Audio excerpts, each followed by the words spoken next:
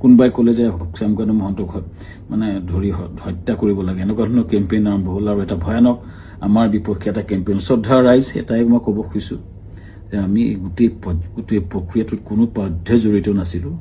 য'ত ঘটনা ঘটিছিলে তাত 12-13জন মান অসমীয়া সমাজৰ লোক আছিলে আৰু বিভিন্ন দলটো আছিলে। যেতিয়া ঘটনাটো ঘটিছিল তাৰ বহু দূৰত আমি আছিলোঁ, আমাৰ দলটো বহু দূৰত আছিলে। চ' আমাক দোষাৰোপ কৰি এই প্ৰক্ৰিয়াটো কিয় কৰা হৈছে, কেইজনমান ব্যক্তিয়ে ইচ্ছা কৰি এটা ডাঙৰ কেম্পেইন কৰি পেলাই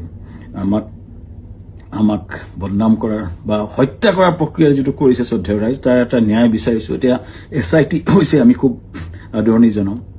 যি প্ৰশ্ন হয় উত্তৰ দিব বিচাৰিছোঁ, কাৰণ আমাৰ ফালৰ পৰা আমি ক'বলগীয়া কথাখিনি আমি ক'ম। আমি আদৰণি জনাইছোঁ, সঠিক তদন্ত হওক। কিন্তু এই যিটো ঘটনা ঘটিছিলে জাহাজখনত বহু দূৰত আমি আছিলোঁ আৰু আমাক সেই ঘটনাটোৰ সময়ত এই যিকেইজন ব্যক্তি আছে তেওঁ